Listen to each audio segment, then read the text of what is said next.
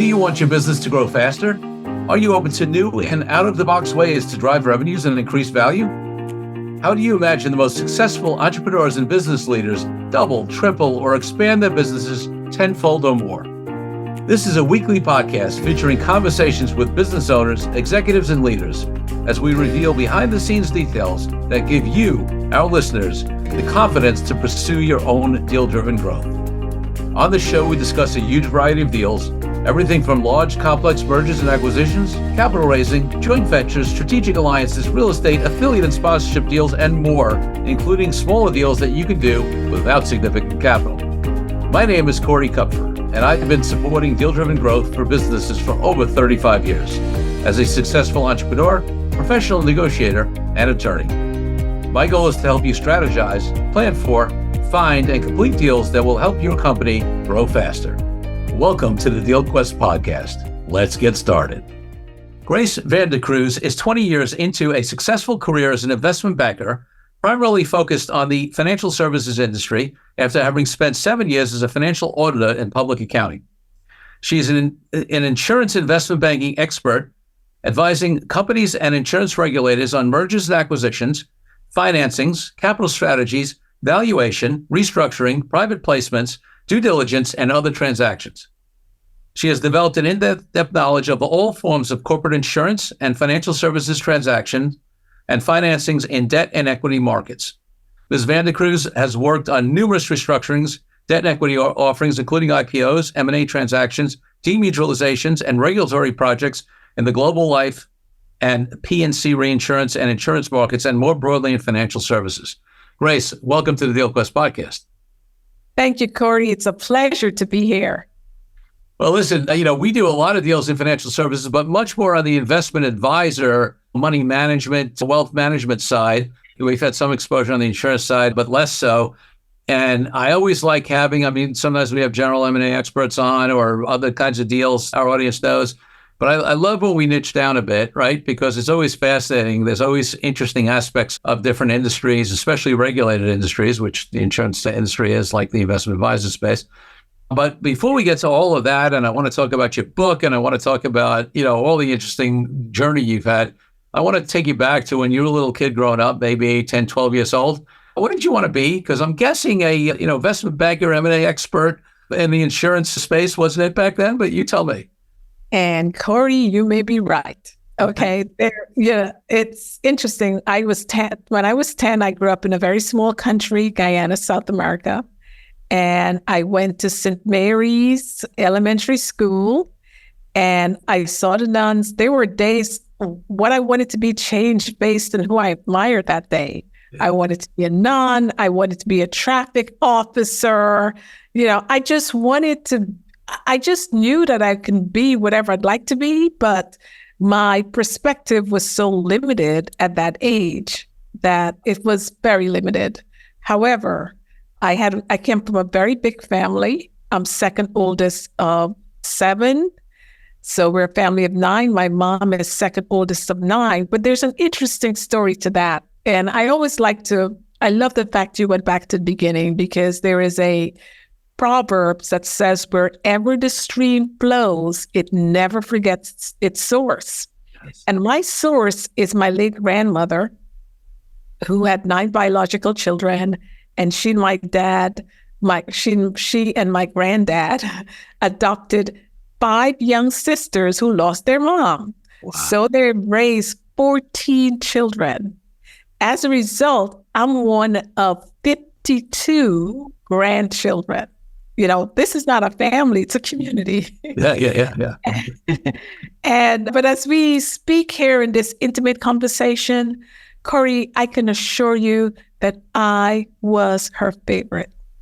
And is that what you got? Because you said something very interesting, which is, you were in a place where, there seemed to be limited options, but at the same time, you had this sense you could be anything you wanted to be. Did you get that from your grandmother? Because that's a very early, I think, split between people who grow up in an environment, whether they're influenced that or not, and have that belief versus people who have much more limited beliefs about their opportunity. Sure. So for a child, the child will feel rich if he or she's surrounded with a lot of love. And I had a lot of love. I had lots of aunts and uncles. And although my world was small and limited, I had this inner sense of self-worth that I can be and do whatever I'd like to be. So, I mean, I change all the time what I grew up thinking of. But what's important today is here I am on Wall Street, and I can look back at my life, very humble beginnings, and every day I wake up with a sense of gratitude. I love what I do, particularly for the insurance industry, and we'll get into why I particularly love the insurance industry. But the gratitude that I have every day doing what I'm passionate about is something that is invaluable to me. That's great. I love that. Okay, so I'm going to want to fill in some of the middle here, but just the little format we do have on this podcast, I have 2 opening questions and 1 closing one. So I'm going to ask you my opening questions, but I want to come back to this. What was your first deal of any type? It could have been something when you were a kid, or something early in your career. What's a deal, a first deal, an early deal that you can remember that comes to mind? A deal in terms of a transaction that comes transaction. However you define it, it doesn't have to be that formal. If it was, or a defining moment for me. I mean, use some kind of transaction. But listen, I want to hear about the defining moment as well. Whatever comes to mind. Sure. So a defining moment for me was when I was in college here in New York at Pace University. I majored in accounting, and I was heading home from Manhattan to Brooklyn, New York, and a beautiful summer's day in June. It's around 3:00. I turned the corner where my brownstone apartment was, only to see this chaos of fire trucks, police cars, sirens, all of this. And as I got closer, it's that sinking feeling in your stomach, and you look and realize it's your place that's all up in flames. Wow. And that moment was traumatic and transformative for me, much of which I didn't appreciate until much later. But I met my mom standing there, and she had some of my siblings with her. And what amazed me at the moment was how calm she was. She was super calm. And, I said, "What happened? What happened?" She said, "Can't you see we had a fire?" But amidst the ashes, my late dad was determined to keep us as a family together. Yeah. He reminded us that the saddest day of his life was when he was orphaned at 8 and separated from his 2 siblings. And Corey, the only place we can go and be together as a family was a New York City homeless shelter. Wow. So a day that began very normal ended up with me, my 6 siblings, mom and dad, walking into shelter with all of our possession fitting into a 13-gallon trash bag, but room to spare. And it's where my grandmother's words become really meaningful to me. It's in those moments when you start to reflect, how did I get there, and what's in you come out. And one of the words my grandmother used to say to me, apart from the fact that she would look at me and say, "Grace, you have lengthened my years and you have blessed my eyesight." Wow. I told you I was her favorite. But her most treasured words to me were, "Believe beyond your limits." She believed that you should never plan your goals and your dreams based on your current circumstances. Yes. In fact, she would tell me your current circumstances really don't have the capacity to hold all of your potentials, your gifts, your talents, and your treasures. Wow. And those words came to me at a time when I felt the lowest and very discouraged. So while I lived in a homeless shelter, the homeless shelter did not live in me. And that tenacity to keep going forward, I completed my undergraduate degree at Pace University on time with good grades, because thanks to the support of my parents, my grandmother, of course, I was able to keep focus. But the reason why this resonates today with me is that today I have the great opportunity of advising on very critical insurance transactions. And when I go into a boardroom of an insurance company, I tell my clients and that I am just not an insurance advisor. I am an advocate for insurance. I'm an advocate for financial wellness and financial security, because had my family had insurance that and a safety net, that fire could have restored, been an opportunity to restore dreams and give us a brand new home. So I know the meaning of insurance and the impact it has on many, many lives. So I bring a passion to work of what I do, and I just love working and doing the work I do. So happy to talk to you about the deals. No, it's great. So how did you get into the deal space and at all? So obviously, there's somewhere in this journey from where you just left us to where you jumped to. And I love the fact that you have this driver, this passion, right? One of the things I love to do, I always say to folks, like anybody I do business with, whether it's in business, whether it's the reason why I represent so many, entrepreneurial and growing companies, because, they're people with a vision and have a passion, to why the person who cooks for us is like, she left engineering to become a chef, right? Because she is passionate about making food for other people in the way, and that passion she puts into the food, right? So like for me, it's a passion of mine to have passionate people around me in my life. So I love that. So you get these, and also the other thing that struck me is, I paid $100,000s and tens of thousands of dollars in personal growth courses and, business growth courses to really get that message embedded in me that your grandmother gave you from day one. Like this message that you can be anything, do anything, the message is that your current circumstances do not dictate your future. That's something that a lot of people have to learn. So you had such a great start. So how did that propel you, and what's the journey to you becoming a deal maker? Yes. So it propelled me to really continue taking one step forward every day towards my goal. Just stay focused. Just, stick to your goal. So I knew I wanted to be an accountant because when I was in high school, I did an aptitude test. At the end of the test, the counselor came out and said, you should major in either accounting or Spanish. So I was perplexed by both. I knew some Spanish, didn't know what accounting was. And I'm always attracted to learning more or the complex. And I said, it's a little bit mysterious. Let me do that. I got a perfect score in the Regents. And the head of my accounting department was also an adjunct professor at Pace University. So off Pace I went. I continued. I finished my undergrad on time, degree on time, and then I went to work for EY, which is an auditing firm. I worked for 5 years and realized, although I had a career, the work was becoming monotonous and it wasn't challenging enough. And I started to learn about Wall Street. I went to the Wharton Business School. I had an excellent time. I had one of the best 2 years of my life, I must say, at Wharton, just learning so much. And I had the privilege of interning between my first and second year at Merrill Lynch in their investment banking group. I worked like I've never worked in my life. Sure. I mean, I thought 80 hours a week was hard work. I mean, I worked 120 hours a week. There were nights I did an all-nighter. They'd send my car home to back to my parents. Sometimes I just had the car wait. I share it and change. Yeah. But I was so driven by the complexities of the deal, and it was so dynamic.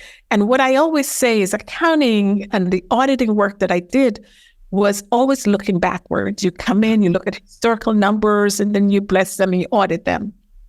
But when you work in a mergers and acquisition, it is so forward-looking.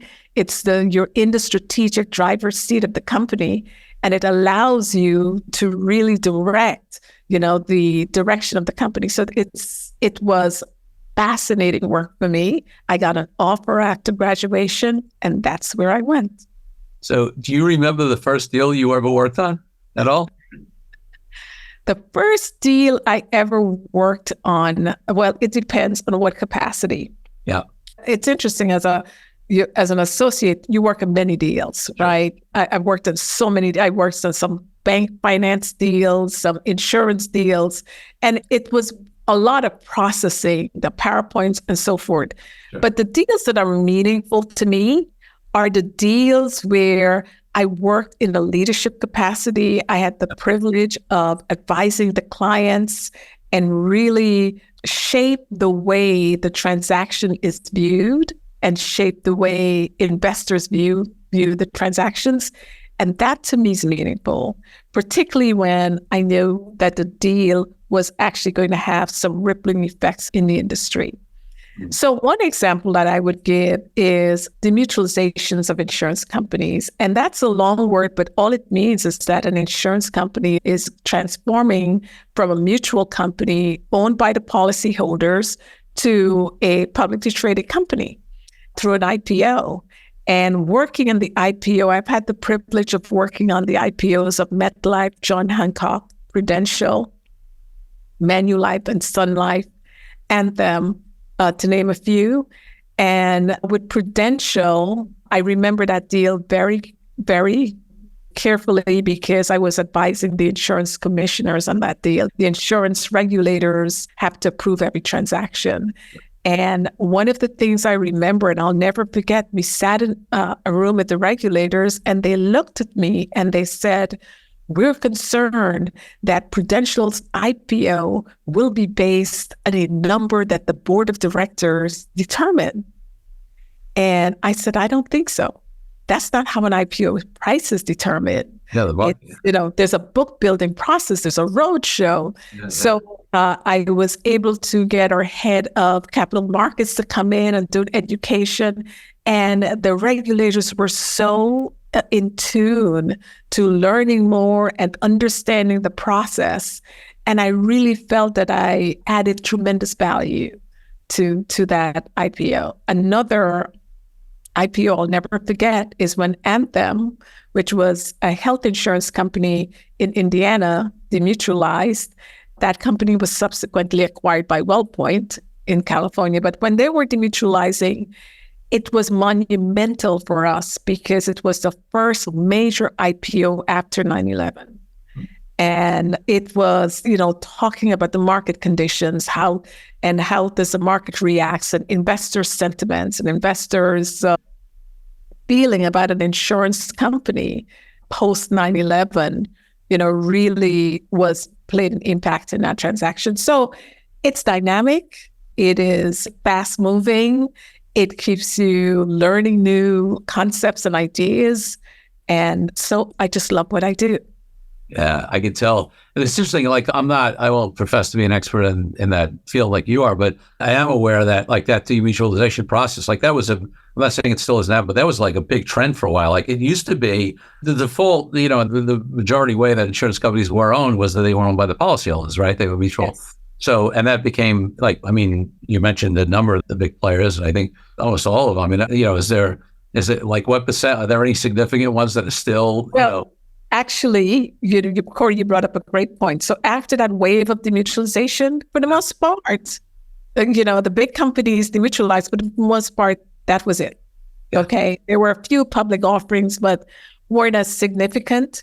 And many companies, most of the insurance industry have stayed private, either privately held stock company or mutual insurance companies. If you look at Northwest is a mutual.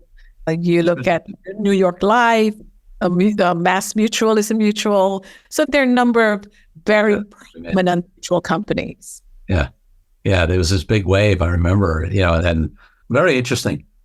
So, and then there's also been, you also work on M&A transactions in the space, right? And there's been some significant consolidation and acquisitions. In fact, doing so much in the investment advisor space, there are certain things, even in terms of deal structures and trends, because the investment advisor space is less mature in terms of its deal, although now the private equity money has come in and deals are been crazy the last several years. But it's, the insurance industry had happened sooner. So talk a little bit about the M&A side and the role you played, and also we left you at a big firm there, and we haven't gotten to like where you've gone. So give us both, talk about the M&A and talk about your evolution in that as well. Yes, let's talk a bit about the insurance landscape and what's driving an M&A. So the insurance landscape in the United States is the most developed in the world, but it's also very fragmented. Yeah. So on the life side, we've got the top 10 companies own about 55% of the market share. And then you've got over 800 companies fighting for the other 45%. Wow. P&C side, it's even more dramatic, where the top 10 own 55% and over 3,000 companies are fighting for the 45% market share. And there are lots of drivers compelling companies to merge. One is there's a higher need for capital because of innovation and technology investment. Also, rating agencies are requiring higher levels of capital. So are regulators. And then also more importantly, many insurance companies, some of them don't have a CEO succession plan. And one dramatic story that happened about 5 years ago, 2 insurance companies voluntarily submitted their license back to the regulators and said, we quit. We're a small company, didn't have a CEO succession plan, went out on a sale process, could not find a buyer. So we voluntarily are resubmitting our license back. That is pretty dramatic. Yeah. So as a result of these compelling drivers, M&A continues to flourish in the industry. And right now it's a bit not as busy as it was last year because everyone is looking at the high interest rate environment. However, there are lots of discussions. I always say in the insurance industry, there's a long gestation period. Everyone is risk averse. You want to be very careful, but it is a fairly ripe industry for additional M&A because it can be used as a panacea for growth. Let's take a break from the show for a minute so I can tell you about an incredible resource my team and I have put together for you. Secrets of Deal-Driven Growth, Creative Ways to Grow Your Business, Even in Challenging Times, is a powerful ebook that helps you take DealQuest podcast episodes and apply them to your own life and business.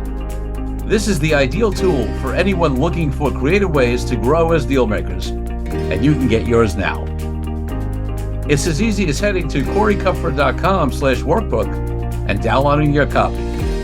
While you're there, you can also consider joining our dynamic deal-driven community of founders, experts, small business owners, and entrepreneurs. Now back to the show. I know there's been a lot of discussion out in the general media and in various places about the relationship of two things in a certain way, but I don't want to focus on generally. I want to see if there's an M&A impact.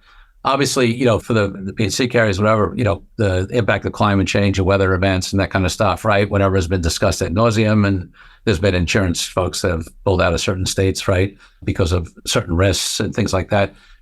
So I don't want to talk about it generally because that's not what this podcast is about, but has that also been a driver for deals because of the risk involved in that? It's a driver. And one of the things I would say about catastrophe, I remember when I was young in my career, we started a major reinsurance company in Bermuda.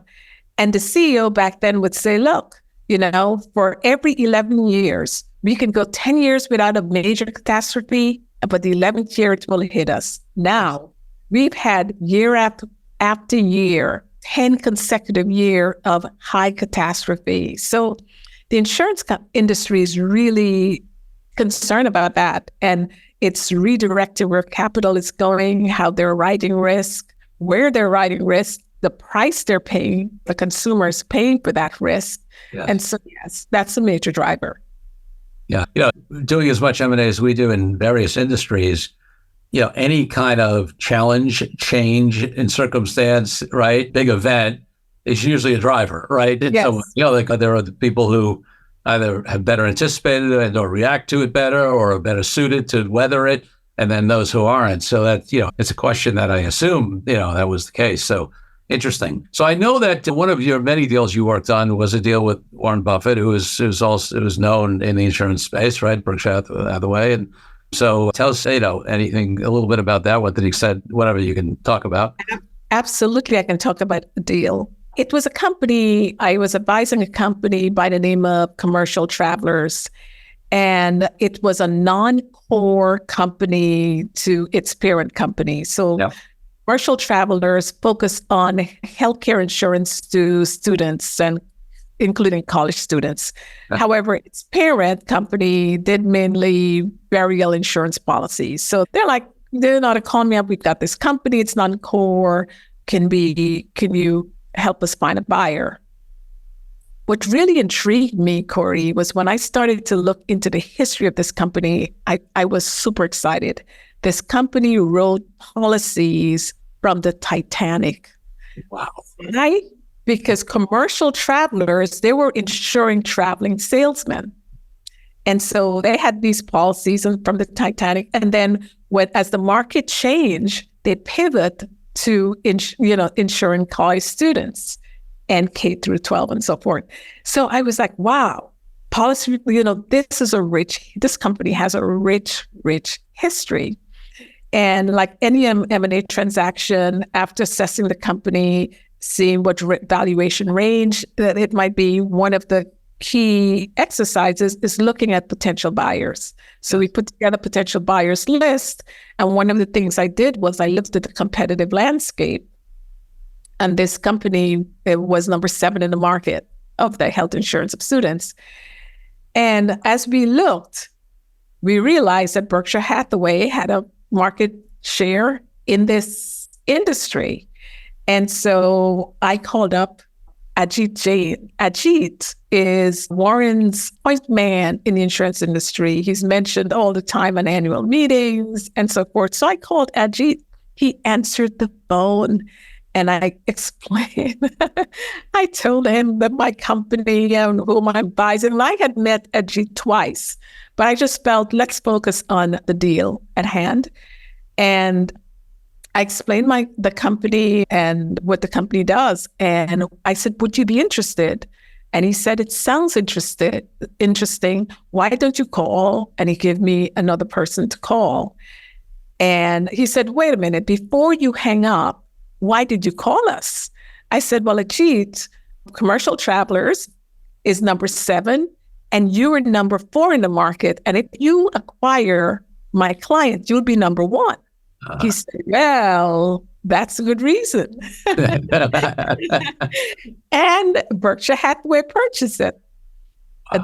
Of course, they do little diligence and we had negotiations, but they purchased that transaction. I love telling that story because one aspect of the story was the night before I called Warren Buffett, how excited I was. I was scared and excited.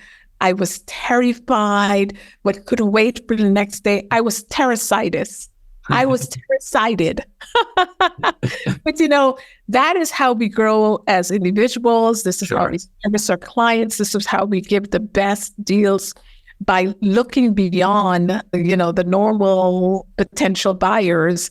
Warren Buffett loved to boast that he acquires 1 out of every, I think he said this was 260 deals he looks at. Well, I'm glad that one was my deal. Yeah, that's amazing. What a great story. So how did you end up with your own firm? You sort of left us at Merrill. Yeah, absolutely. Great question. So after Merrill Lynch, I eventually started working for Swiss Re, who had acquired a boutique investment bank, and I was part of the bank, and that's how we did much of the demutualizations that I told you about.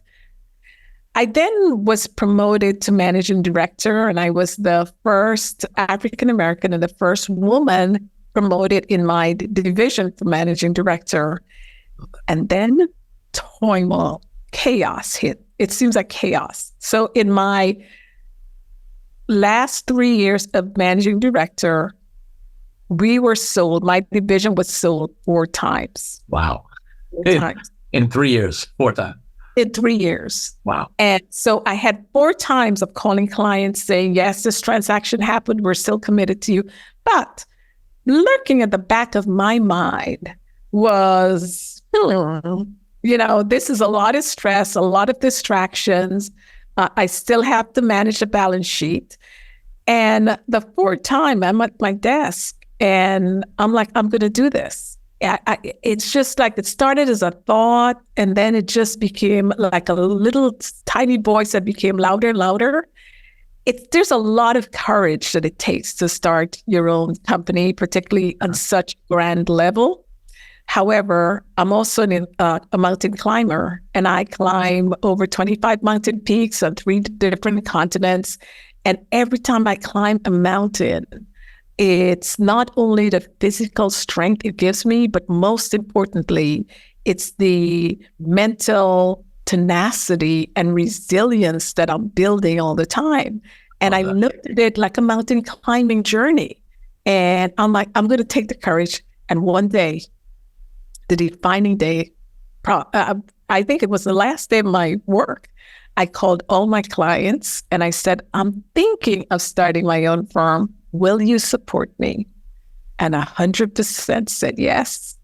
And that's how Grace Global Capital was birthed.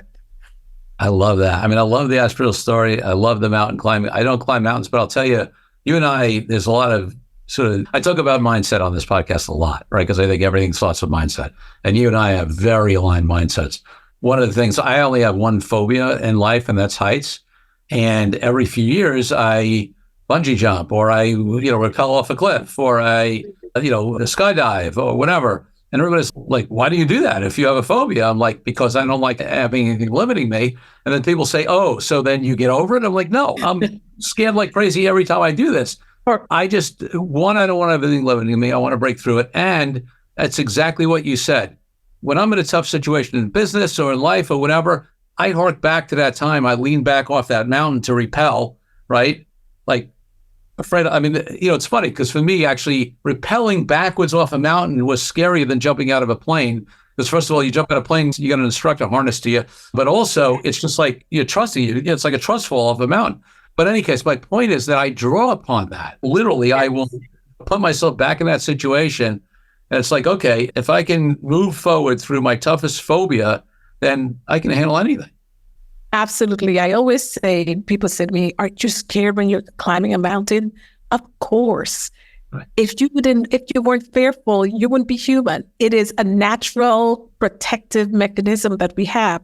But we have to learn to navigate life, bring fear, self-doubt, along with hope, fear, determination, resilience along with us. The question is, who is going to be the strongest voice? It's going to be the faith, hope, resilience, determination, tenacity will be the strongest voice I'm taking into my day every single day. But I know that when self-doubt comes, I welcome it, but it's not the loudest voice that I'm listening to. Yeah, love that. So do you do, mostly buy side, sell side, combination? Talk to us about that. It's a combination, but mainly sell side. Yeah. And so talk to us a little bit about, obviously I'm sure we can speak for hours that we don't have anywhere near hours left on, specifics on M&A deals and the insurance space and other deals. But, just are there any highlights of what's different? I mean, again, I know, like I sort of mentioned one already, it's just different when you're doing deals in a regulated industry, right? Because you have that additional factor. But whether it's anything specific to that or other things, or trends specifically in insurance space deals, what's interesting right now or what? So I think what's exciting, what's interesting is the innovation in the space. The insurance industry has many, many pain points. And in addition to being an advisor in the insurance industry, I sit on 2 insurance company boards. So I have that perspective of what's happening in the strategic direction of the boardroom. And I think the wave of innovation are the insurtech companies or companies just looking to transform the way they do business, the speed, eliminating the pain points for customers and really transforming the customer journey, because our customers really have gotten used to an Amazon-like experience. Sure. The insurance industry is not, but that's changing. The second, I think one of the major things that I see is the age of AI and how that's being embedded into the insurance process to really understand the customers, to really increase the speed. And it's been embraced by the industry. And I think it's going to make a dramatic difference in the industry. And then the third trend I see is the focus on what I call the human capital, the focus on talent. We are in an industry that's aging in terms of talent, and it's so important for us to recruit, retain, and build our talent in the industry. And much of that building will be upskilling the talent, really shifting the talent. So, for example, when I first started in the insurance industry, there were very siloed organizations. You're starting claims, you go up in claims. You start in revenues and so forth, sales, you go up in there and so forth. Now, what we're seeing is a workforce that really loves a multifunctional role. Can I work in claims today and sales tomorrow and in IT, and really keeping themselves very much in tune to new ideas and technology in the company. And, that kind of agile workforce is making a big difference in terms of innovation at the company level and in the industry. Love it. I can't say any specifics because it's not public yet, but I've got a good friend who's working on a very significant AI thing in the insurance industry, which I could see the valuability of it. And this really can easily be multi-billions of dollars, and it's not some pie in the sky thing. It is like, and again, I don't want to go too far into it because I don't want to be so opaque, but it is one of those clear pain points that AI can solve specifically for insurance companies, around certain things. And yeah, it's just a huge opportunity. And, and obviously whenever, again, even this technological change, that's often a driver for deals as well, right? Because some people, like if somebody gets an advantage on that, then the other people either have to say, especially small players, hey, do I figure out a way to compete with that and build it internally? Well, that's probably going to be tough. Maybe it's time to, to combine into somebody who has that capability already, so I don't have to do it myself. That's an excellent point in two ways. Number one, in an M&A transaction, the technology becomes critical and important. So if you have a technology that another company wants, that's your acquisition value increases exponentially. And one of the things that Microsoft, as an example, taught us, Microsoft's value has accreted $1 trillion in 1 year, specifically due to its investment in OpenAI. And $1 trillion in a year, tells you what other companies can accrete values to that. So I think that's one part. And I was at a course at MIT in collaboration with EY, specifically on AI. And one of the observations I made, and the room sort of like took note and agreed, but that's based on my observation, is that when we look for CEOs and what are some of the capabilities of CEOs, in the past, no one looked at the CIO as a possibility of being a CEO. Right. But that's changing now. If you have a CIO with great strategic vision and that has implemented the innovation in the organization that is impressive, that is your next CEO. And so I see those two trends. Love it. So tell us a little bit about your book, Homeless to Millionaire, 6 Keys to Uplift Your Financial Abundance. Yes. So we remember COVID and the George Floyd situation. And I remember I was super busy with work because that increased during COVID. I'm grateful for that. However, over and over as a loop, the George Floyd situation played. And prior to COVID, I had written this book, but didn't publish it. Just had it on the shelf. And when you write a financial empowerment book, there are always ways you can edit and re-edit and so forth. However, it occurred to me that the origin of the George Floyd story was an economic story of someone who presented a $20 bill and it cascaded from there, that ultimately he was murdered. And I wanted to shift the conversation to financial empowerment. What can we do as individuals to really up level where we are financially? And I also wanted to write a book that honored my grandmother, but one that she would understand. Yes. So taking lessons from mountain climbing, knowing that the financial journey is like climbing a mountain one step at a time, I created a roadmap, starting from doing an inventory financially, but not your typical inventory that you do at a financial advisor.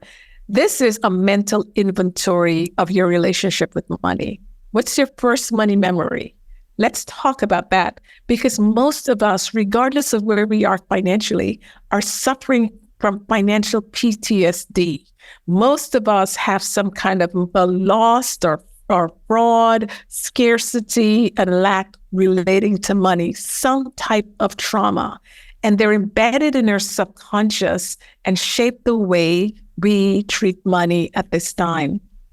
And I wanted to start the conversation and have a community really shift from that mindset of scarcity to a mindset of possibilities of abundance, because money is abundantly flowing out there, and really rewrite your money story. And knowing that wealth is your birthright, success is your birthright, and abundance is your birthright. Oh, boy, do I love that. And like I said, mindset wise, but like you and I speak the same language and I did a lot of work. I grew up, I've shared this a little bit. We weren't poor growing up. We always had food on the table and the lights stayed on. I had a roof over my head, but we were low middle class, just paycheck to paycheck, and we very well could have, if my dad lost his job or, we had a health thing that went, like we could have, it could have been really bad. We were just lucky that never happened. So it was always on the edge, but we always, So I came from that. And there was a lot of work around money, relationship to money, the whole thing, money doesn't grow on trees, all these scarcity kind of conversations. I have visions of my father, literally, these are back in the days where he physically cashed his paycheck into cash and he put money in one envelope for rent and one for food and whatever. And when the dollars were running out in the food, but the food one, we didn't go out to eat. We didn't do any of that stuff. So, that's where I come from. And, at every level of success I've had, there's been work I would do around my relationship to money to be able to hold and own that next level, even up to a decade or so ago when phenomenal, there's a woman, Barbara Yuson, Barbara Stanley, she's not Barbara Yuson. She's written a lot of, empowerment books around money, and she's a friend of my wife's, and she had one conversation with me, and she was like, oh, because, you make a lot, you know how to make a lot of money. So you really know how to get income. She said, you don't know how to build wealth, but you know how to generate income. Right. And for me, the income would come in and then it would go out. And then, we'd have these ups and downs.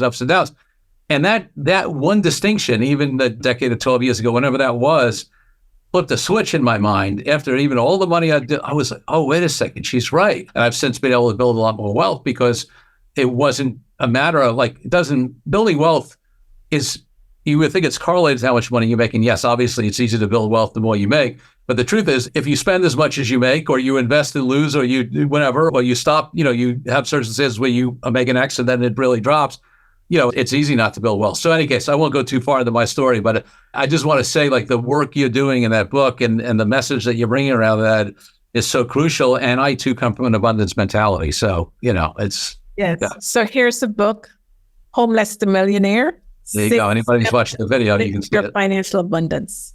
Yeah. So check it out. So, all right. So that'll roll me into my second to last question, which is people want to find out more about you. So where can they find the book? Where can they find out more about your company? Where are the various places they can go? So the book is sold on buying bookstores, but the biggest one is Amazon. So you can get it on Amazon. You can find out more about my M&A work at graceglobalcapital.com and more about my financial empowerment work at Financial Abundance with Grace. Love that. Final question on the podcast, Grace, is always about my highest value in life, my highest ideal, which is freedom. And for me, that means everything from freedom from oppression for all people around the world to why I'm an entrepreneur and I haven't had a boss in decades. What does freedom mean to you, and how does it impact your life and business? Sure. Freedom means to me love and the passion to do what I'd like to do, but most important, my option of leaving a living legacy. And I love I just completed my first anniversary yesterday. I got married last year to the love of my life. And that is so amazing. I am just filled with so much love. And the passion, my work and what I do, working with an insurance company in a way that really adds value to people, the mission driven of insurance. I could not work in a more noble industry, which is fantastic. And the legacy is more important of what I can leave behind. My passion of legacy is in education. I sit on the board of the Wharton School. I endow a number of scholarships, many in the name of my grandmother. And nothing feels me more fulfilled and give me more joy than seeing the impact on other people's lives based on my work. Love it. I love it. Listen, service mentality, look at leave a legacy, make an impact. That all resonates with me. The abundance conversation resonates with me. I'm thrilled for you that you've met the love of your life. I am about to celebrate my 22nd anniversary with the love of my life in August. So yeah, there's nothing like having a phenomenal partnership to drive, with aligned values to drive all those other things as well. Grace, listen, I so appreciate you coming on the podcast, for being such a great guest, not only in terms of helping us to understand something specific around deals in the insurance space, but also all the wisdom that you brought, starting with the wisdom that was brought to you from your grandmother. Thank you so much, Corey, and many more success and blessings to you and your listeners. Looking forward to talking to you soon. Thank you for joining me on this episode of DealQuest, where we help you understand how deal-driven growth can be your ticket to freedom. I want to invite you to a unique way to tap into the wisdom and experience of the DealQuest community. The Deal Den is a place where entrepreneurs, high-level executives, and business leaders come together, support each other's growth and success, and share what's working best, as well as what challenges we are facing right now. You will get input not only from me, but from all of our members. We collaborate and serve each other. To join us, go to corykupfer.com/DealDen. I'll see you there. I'm Corey Kupfer. Until next week, wishing you the freedom and financial prosperity that I know your DealQuest will bring.